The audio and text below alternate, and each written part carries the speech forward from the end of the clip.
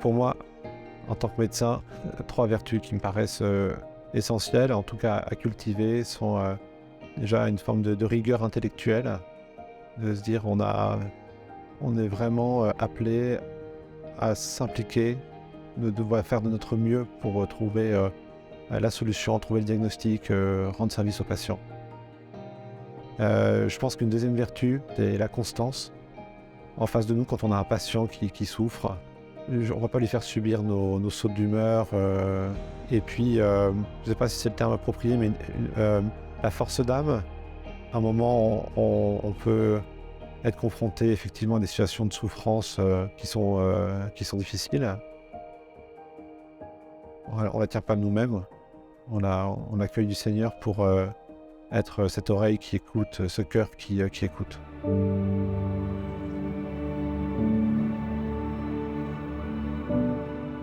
J'ai la chance d'avoir rencontré Elisabeth il y a maintenant une quinzaine d'années. Je peux dire d'avoir épousé ma meilleure amie. En tout cas, nous avons la chance d'avoir accueilli 5 enfants qui ont entre 8 ans et demi et 1 an et demi, et qui sont source d'émerveillement permanent. On veut juste être canal de la grâce. Alors, la prière familiale, concrètement, c'est un peu de l'improvisation. C'est d'y être fidèle quotidiennement, d'avoir un temps familial un peu plus nourri une fois par semaine dans la vie de prière, et sinon de vivre des formes de dévotion familiale assez concrètes, comme un petit pèlerinage, une petite portion de pèlerinage en famille, s'arrêter dans une église, allumer un cierge.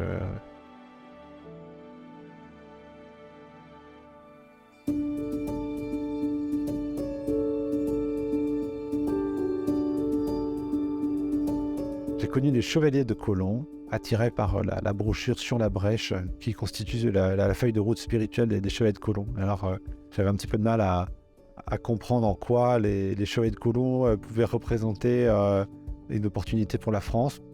Cette fraternité allait des chevaliers de Colomb à Suranger, à Béhuard précisément. Elle est née sur une volonté de se soutenir mutuellement dans notre vie d'hommes, d'époux, de pères de famille.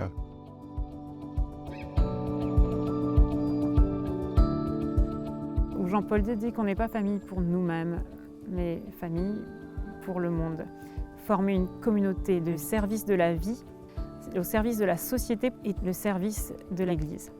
Et tout ça, Samuel le vit dans les Chevaliers de Colomb, et quelque part ça irrigue notre vie. On redécouvre notre mission de famille grâce aux Chevaliers de Colomb. En se mettant à la suite du Christ comme les apôtres, comment est-ce qu'on peut recevoir cet amour du Maître pour mieux en vivre et mieux en témoigner dans notre couple, dans notre famille.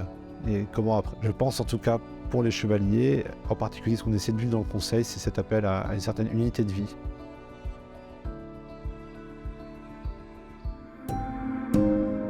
L'Église depuis 1 an et demi et est impliquée dans plusieurs actions, plusieurs œuvres de charité. On a notamment la Maraude, qui est un service de présence auprès des SDF à Angers tous les samedis matins. Donc on les rencontre dans la rue, on leur apporte le petit déjeuner, on essaie de prendre un temps avec eux. C'est plus ou moins facile d'aborder, mais en tout cas, vraiment créer un lien fort avec les SDF.